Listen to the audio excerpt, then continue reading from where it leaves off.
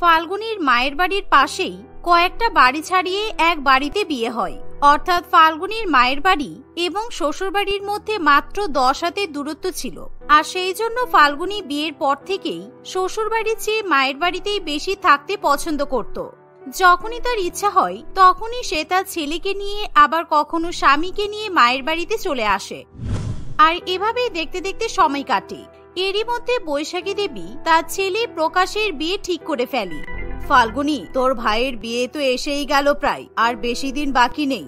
তোকে কিন্তু এবার আমার হাতে হাতে সব কাজ করতে হবে। তোর যেহেতু ছোট ভাইয়ের বিয়ে, তাই বড় দিদি হিসেবে তোকেই সব দায়িত্ব নিতে হবে। তাই তুই তোর শাশুড়ি মাকে বলে কয়েকদিনের জন্য এখানেই থেকে যা।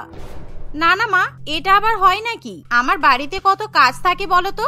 আমাকে রান্না বান্না করে শাশুড়ি মাকে খাওয়াতে হয়, আমার ছেলে আছে ওর দেখাশোনা করতে হয়, আর এমনিতেই আমি এখানে আসি বলে আমার শাশুড়ি মা আমাকে কত কথা শোনায়। তারপর আমার ভাইয়ের বিয়ের জন্য আমি যদি এখানেই থাকি তাহলে তো আমার শাশুড়ি মা আমার সঙ্গে ঝগড়া করতে চলে আসবে। তাই তুমি দয়া করে আমার উপর কোনো দায়িত্ব দিও না, আমি কিন্তু কোনো কাজই করতে পারবো না।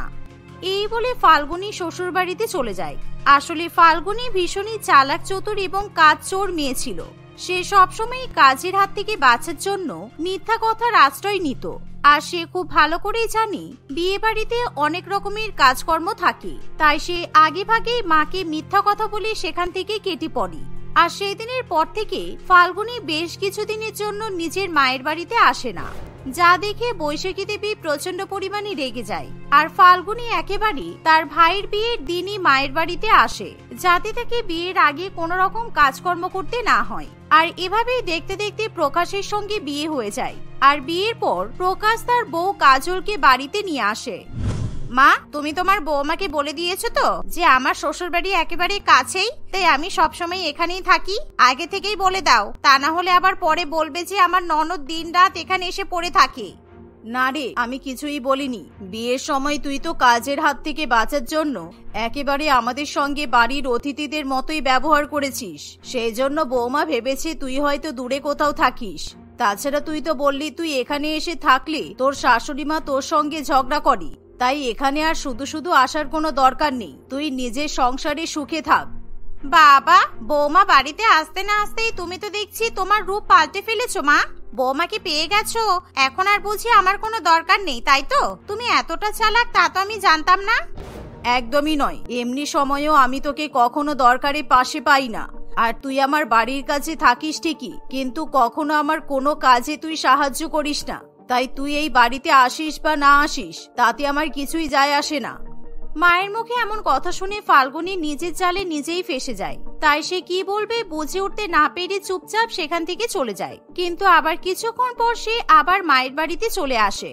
আর সেদিন দুপুরবেলা সে তার ছেলেকে নিয়ে মায়ের বাড়িতেই খাওয়া দাওয়া করে। এমনকি রাত্রিবেলাতেও ফাল্গুনি খাওয়া দাওয়ার পর বাড়িতে যায়। এভাবেই বেশ কিছুদিন কাটে। আর একদিন ফাল্গুনি তার ছেলে বিট্টুকে নিয়ে মায়ের বাড়িতে এসে বলে, কাজল, বলছি আমার ছেলেকে কিছুক্ষণের জন্য তোমার কাছে রাখো তো। আসলে আমি আমার বান্ধবীদের সঙ্গে সিনেমা দেখতে যাচ্ছি।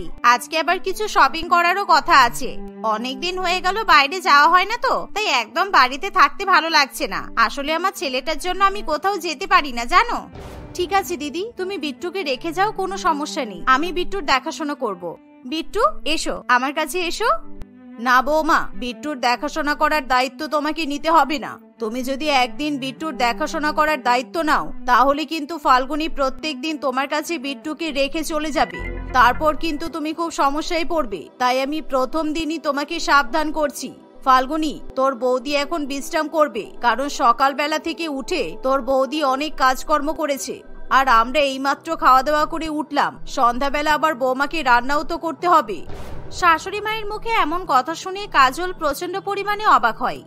এ তুমি কি ধরনের কথা বলছো মা? শ্বশুর বাড়ির কাছে আমার মায়ের বাড়ি, এটুকু সুবিধা তো আমি পেতেই পারি। আমি আমার ছেলেটাকে তাহলে কোথায় রেখে যাব বলো? আর আমার ছেলেটাকে নিয়ে তো আমি আর সিনেমা হলে সিনেমা দেখতে যাব না। তারপর আবার বললাম আমাকে শপিংও করতে হবে। আর কাজল যদি মনে করে ও ঘুমাবে তাহলে ও আমার ছেলেটাকেও ঘুম পাড়িয়ে দেবে। কি আছে এতে? আমার ছেলেটাও তো দুপুরবেলা ঘুমায়। ছাড়ুন না মা, আমার কোনো সমস্যা নেই, আমি বলছি তো। আমি বিট্টুকে ঘুম পাড়িয়ে দিচ্ছি, তারপর আমিও ঘুমিয়ে পড়বো। আপনি শুধু শুধু দিদিকে এরকম ভাবে বকবেন না। দিদির তো খারাপ লাগতে পারে, তাই না? দিদি, তুমি বিট্টুকে রেখে যাও। এই শুনে ফাল্গুনী তার ছেলেকে রেখে সেখান থেকে চলে যায়। বৌমা, তুমি তোমার ননদের থেকে যত বেশি দূরে থাকবে ততই কিন্তু তোমার মঙ্গল হবে। নিজের মেয়ে বলে আমি বলছি না, আমার মেয়ে কিন্তু ভীষণই চালাক আর স্বার্থপর। তুমি ওর প্রয়োজনে ওকে সাহায্য করবে ঠিকই, কিন্তু তোমার যখন প্রয়োজন পড়বে তুমি কিন্তু ওকে কখনো পাশে পাবে না। আমার মেয়েটা এরকমই, ওকে আজ পর্যন্ত আমি ঠিকভাবে শিক্ষা দিতে পারলাম না। আমার শাশুড়ি মা কেমন মহিলা কি জানি, নিজের মেয়ে সম্পর্কে কেউ আবার এরকম কথা বলতে পারে কি জানি, আমি তো কিছুই বুঝতে পারছি না। আমার ননদকে দেখে আমার তো খুব ভালো বলেই মনে হচ্ছে।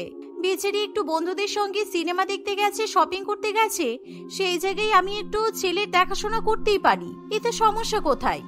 কাজল মনে মনে এমনই ভাবনা চিন্তা করতে করতে বিট্টুকে ঘরে নিয়ে চলে যায়। আর কাজল এবার বিট্টুকে ঘুম পাড়ানোর চেষ্টা করলেও বিট্টু কিছুতেই ঘুমাতে চায় না। বিট্টু সারা ঘরে লাফালাফি করতে থাকে আর এদিক ওদিক দৌড়াদৌড়ি করতে থাকে। এমনকি বিট্টু কাজলের ঘরের সমস্ত জিনিসপত্র ওলটপালট করে দেয়, ঘরের বেশ কিছু জিনিসপত্র সে ভেঙে দেয়। এভাবেই কাজল বিট্টুকে সামলাতে গিয়ে একেবারে নাজেহাল হয়ে ওঠে। আর দেখতে দেখতে এভাবেই রাত হয়ে আসে, কিন্তু তখনও পর্যন্ত ফাল্গুনী ফিরে আসে না। আমি জানতাম এরকমই হবে, সেই জন্যই তো আমি তোমাকে বলছিলাম বিট্টুকে তোমার কাছে রেখো না, কিন্তু তুমি তো আবার আমার কথা শুনলে না। দেখেছো তো 6 ঘন্টা হয়ে গেছে, এখনো মেয়েটা এলো না।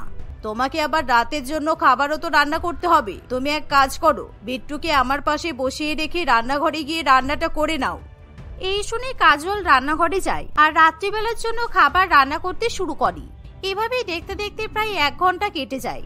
আর এরই মধ্যে ফাল্গুনী সেখানে এসে উপস্থিত হয়। আর সেই সময় ফাল্গুনীর হাতে থাকে অনেক অনেক শপিং এর ব্যাগপত্র। আর বাড়িতে ঢুকতে না ঢুকতেই ফাল্গুনী রান্না বান্নার খুব সুন্দর সুগন্ধ পায়। বাহ, সারা বাড়িতে রান্নার কি সুন্দর গন্ধ বেরিয়েছে। মা, মনে হচ্ছে তোমার বৌমা নিশ্চয়ই আজকে ভালো কিছু রান্না করছে, তাই না? এই বিট্টু, তুই খেয়েছিস কিছু? বাবা খেয়েছে মানে? তুই যাওয়ার পর থেকে তোর ছেলের 4-5 বার খাবার খাওয়া হয়ে গেল। একটু আগে তো বৌমা আবার তোর ছেলেকে দুধ রুটি খাইয়ে দিল। ছেলেটা বৌমাকে এত বিরক্ত করেছে আমি তোকে কি বলবো। একটু আগেই বৌমা রান্না করতে গেল, তুই এতক্ষণ কি করছিলি বলতো? 7-8 ঘন্টা পর তুই ফিরে এলি। আরে মা, বললাম তো, প্রথমে সিনেমা দেখলাম, তারপর শপিং করলাম। ও, তোমাকে তো বলাই হয়নি, আমার শাশুড়ি মায়ের বোনের ছেলের বিয়ে, মানে আমার দেওরের বিয়ে। আমার দেওরের বিয়ে বলে বাড়িতে এখন অনেক কাজ, বাড়ির সকলের জন্য আমাকেই তো কেনাকাটা করতে হচ্ছে। আমার উপর এখন অনেক দায়িত্ব, বুঝতে পেরেছো? অতজনের কেনাকাটা করতে গিয়ে আমার অনেক সময় লেগে গেছে। আচ্ছা, নিজের ভাইয়ের বিয়েতে তোর তো টিকিও খুঁজে পাওয়া যায়নি, আর এখন দূর সম্পর্কের দেওরের বিয়ের জন্য তুই এত মাতামাতি করছিস? বাবারে বাবা, তোকে চেনা কিন্তু ভীষণ মুশকিল। তুই যে কার মতো হয়েছিস বোঝা মুশকিল। চুপ করো তো মা, সবসময় আমাকে উল্টো পাল্টা কথা বলবে না। তুমি বোঝো না, এখন আমার বিয়ে হয়ে গেছে, আর সেই জন্য আমাকে শ্বশুর বাড়ির দিকটা তো আগে দেখতে হবে। সবসময় নিজের মায়ের বাড়ির কথা ভাবলে চলবে? তাহলে তো আমি আর সংসার করতেই পারবো না। আচ্ছা দাঁড়াও, বৌদি কি করছে একবার দেখে আসি। এই বলে ফাল্গুনী রান্নাঘরে যায়। আর সে রান্নাঘরে গিয়ে দেখে যে কাজল গরম গরম পরোটা, তার সঙ্গে চিকেন বাটার মশলা এবং গাজরের হালুয়া রান্না করছে। আর যা দেখে ফাল্গুনীর প্রচন্ড পরিমাণে লোভ হয়। এই তো বৌদি ভালো ভালো খাবার রান্না করছে, এখান থেকে টিফিনে করে খাবার নিয়ে চলে যাই, তাহলে আর বাড়িতে গিয়ে আমাকে এই রাত্রিবেলা রান্না বান্না করতে হবে না। এমনিও আজকে আমি ভীষণ টায়ার্ড, বাড়ি গিয়ে খাবার খেয়ে ঘুমিয়ে পড়বো, তাহলে আমাকে আর রান্নাঘরে আজকে ঢুকতেই হবে না। আরে দিদি, তুমি কখন এলে? আমি অনেকক্ষণ থেকে তোমার জন্য অপেক্ষা করছিলাম। বিট্টু কিছুতেই আমার কাছে থাকতে চাইছিল না, জানো? হ্যাঁ, আসলে ওর না ঘুম পেয়ে গেছে, এতক্ষণে আমার ছেলেটা প্রত্যেকদিন ঘুমিয়ে পড়ে, সেই জন্য তোমাকে বিরক্ত করছিল। এখন বাড়ি গিয়ে ওকে ঘুম পাড়াবো, তারপর আবার রান্নাও করতে হবে। আসলে আজকে শপিং করতে গিয়ে আমার পায়ে প্রচন্ড ব্যথা হয়েছে, জানি না আজকে রান্না করতে পারবো কিনা। আজ হয়তো অনলাইন থেকে খাবার অর্ডার করেই খেতে হবে। দিদি, তুমি তাহলে এখান থেকে খাবার নিয়ে চলে যাও, আমি পরোটা, চিকেন বাটার মশলা, গাজরের হালুয়া রান্না করছি, আমি টিফিনে প্যাক করে দেব। ঠিক এমন সময় সেখানে বৈশাখী দেবী এসে বলে, আরে বৌমা, তুমি কতজনের খাবার প্যাক করবে? ফাল্গুনীর পরিবারে টোটাল 3 জন থাকে, এখন 3 জনের খাবার দিতে হলে আমাদের খাবার তো কম পড়ে যাবে, তোমাকে তাহলে আজকে আবার রান্না করতে হবে।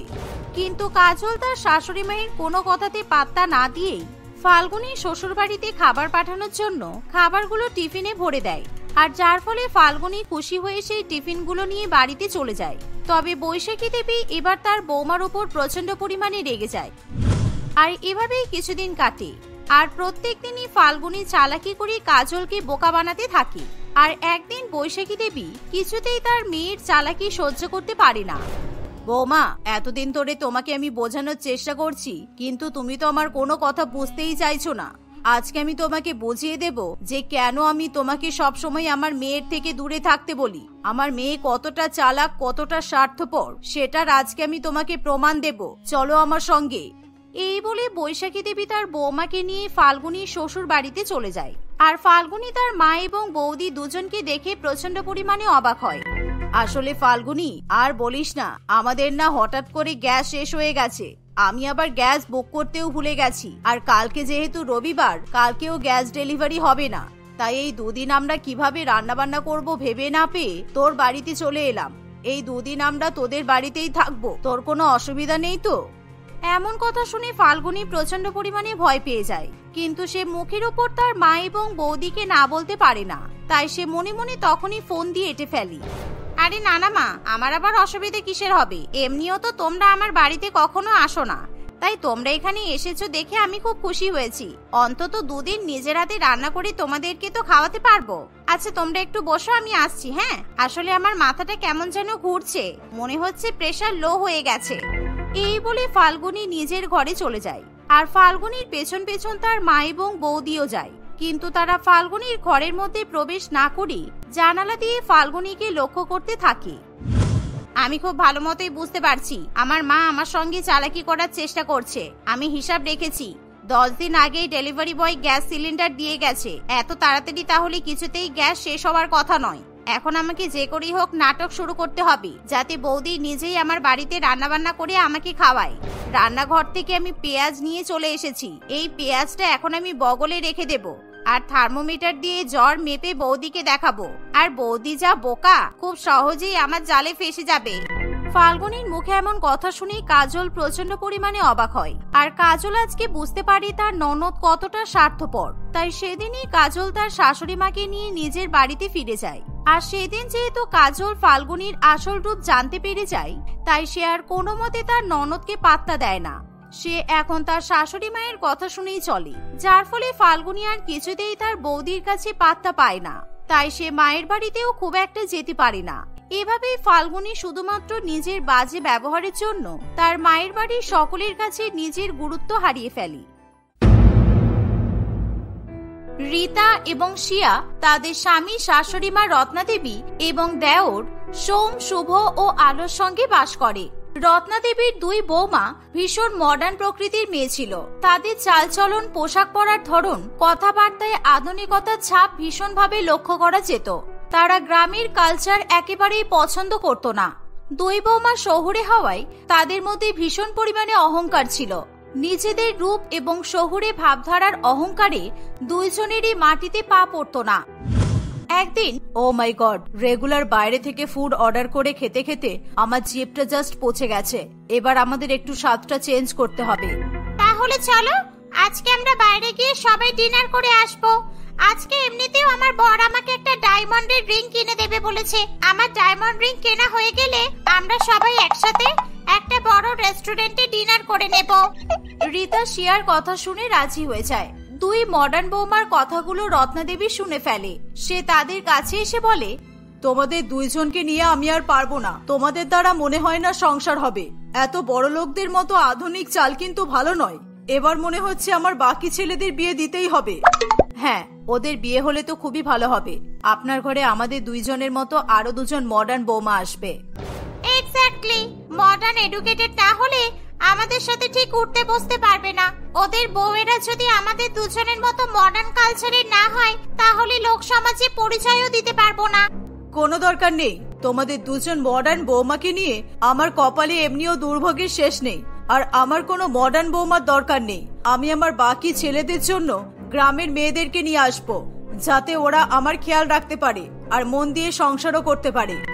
গ্রামের মেয়েদের বাড়িতে বউ হয়ে আসার কথা শুনে দুই মডার্ন বৌমার একেবারে ভালো লাগে না। রত্না দেবী সোম, শুভ এবং আলোর জন্য গ্রামের 3 বোকা মেয়ে মালতী, শিবানী ও চুমকির বিয়ে ঠিক করে দেয়। রীতা এবং শিয়া তার শাশুড়ি মায়ের এমন সিদ্ধান্ত কিছুতেই মেনে নিতে পারে না। কিছুদিনের মধ্যেই সোমের সঙ্গে মালতী, শুভর সঙ্গে শিবানী এবং আলোর সঙ্গে চুমকির বিয়ে হয়ে যায়। দুই মডার্ন বৌমা তাদের গ্রামের তিন যাকে কিছুতেই পছন্দ করে না। তারা সবসময় মালতী, শিবানী ও চুমকিকে অপমান করতে শুরু করে। একদিন রীতা ও শিয়া গ্রামের তিন বোকা বৌমাকে ডাকে। এই মালতী, আজকে আমার আর জিয়ার একটা বার্থডে পার্টিতে নিমন্ত্রণ আছে। আমাদের আলমারিতে কয়েকটা শাড়ি ঝোলানো আছে, তোরা তিনজন মিলে শাড়িগুলো ভালো করে প্রেস করে রাখবি। আরে দিদি, ওরা অশিক্ষিত, ওরা প্রেস মানে বুঝবে না, বলো ইস্ত্রি করে রাখতে।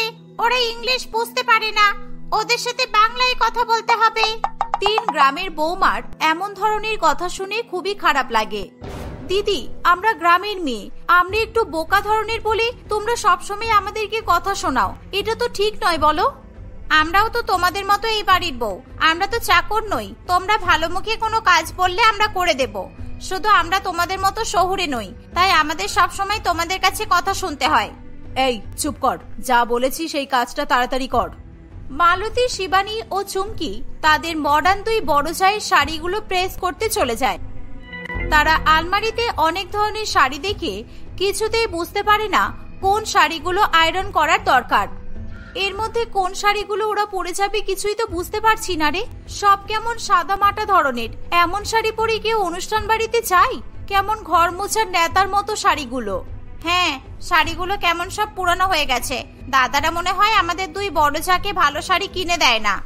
হ্যাঁ, তাই জন্য এই পুরানো শাড়িগুলোকে ওরা সবসময় শহুরে বলে চালায়। ইসকে বিচ্ছিরি। এভাবেই প্রায় অনেকক্ষণ কেটে যায়। রীতা ও শিয়া অনুষ্ঠান বাড়িতে যাবে বলে শাড়ি পরে তৈরি হতে আসে। তারা তাদের আলমারি খুলে আটকে ওঠে। তাদের দামি দামি বুটিকের একটা শাড়িও সেখানে ছিল না, বরং বিভিন্ন রংচঙে চুমকি জড়ানো শাড়ি দিয়ে তাদের আলমারি সাজানো থাকে। তারা ওরকম ঝকঝকে শাড়ি পরার কথা চিন্তাও করতে পারত না। রীতা ও শিয়া বুঝতে পারে যে এমন কাণ্ড তিন গ্রামের বোকা বৌমা ছাড়া আর কেউই করতে পারবে না। তারা তিনজনকেই ডেকে পাঠায়। গাইয়ার ননসেন্স কোথাকার, আমাদের দামি দামি বুটিকের শাড়িগুলো কোথায় গেল? তোমাদের আয়রন করতে পাঠিয়েছি আর তোমরা শাড়িগুলো উধাও করে দিয়েছো। হ্যাঁ সেটাই, আমাদের আলমারিগুলোকে এরকম ছন্দপন্ন করে লাইটিং এর মতো সাজিয়ে দিয়েছে কেন? এরকম জরি চুমকি শাড়ি আমরা পরি না কখনো।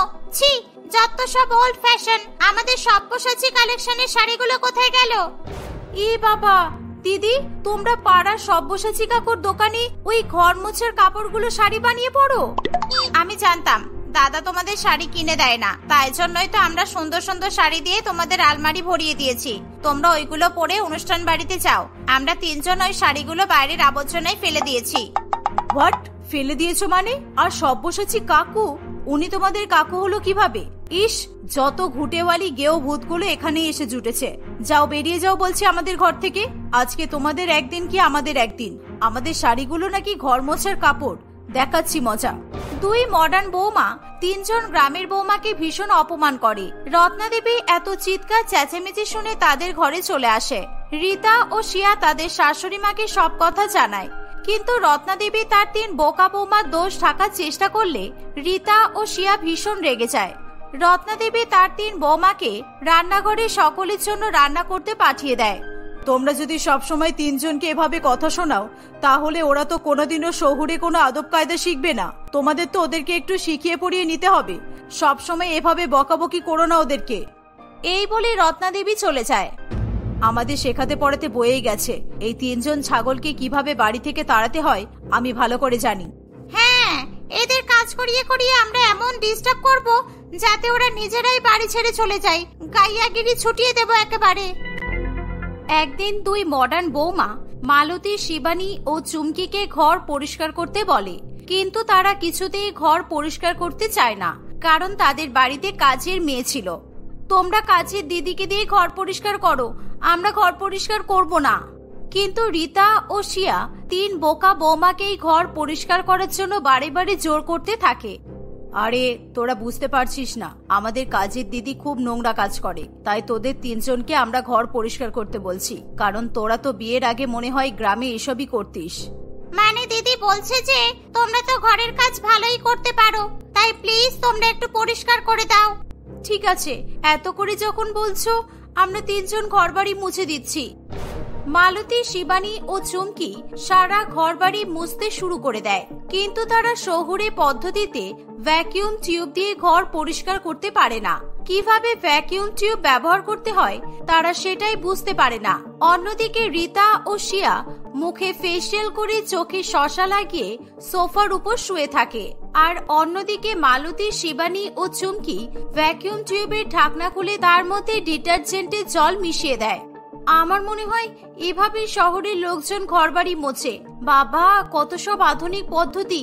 আমরা তো বালতির মধ্যে সার্ফের জল মিশিয়ে কাপড় দিয়ে ঘর মোছামুছি করি। দিদি, এবার কি করব?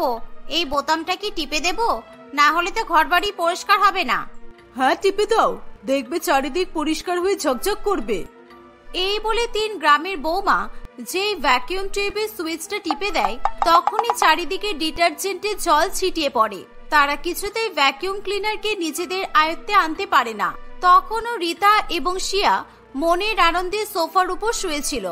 শিবানী ভ্যাকিউম ক্লিনারের মুখ তাদের দিকে ঘুরিয়ে দেয়, আর 2 মডার্ন বৌমা পুরো ডিটারজেন্টের জলে স্নান করে যায়। তাদের মুখের ফেসিয়াল এবং শসা ডিটারজেন্টের জলে একেবারে পরিষ্কার হয়ে যায়। ওরে বাবারে, দিল রে দিল, পুরো ভিজিয়ে দিল আমাকে। ইস, কি নোংরা জল! ইচ্ছা করে তোমরা এসব করলে, তাই তো? কোনো কালচার নেই, সব আনকালচার। ভ্যাকিউম ক্লিনার ইউজ করতে পারে না।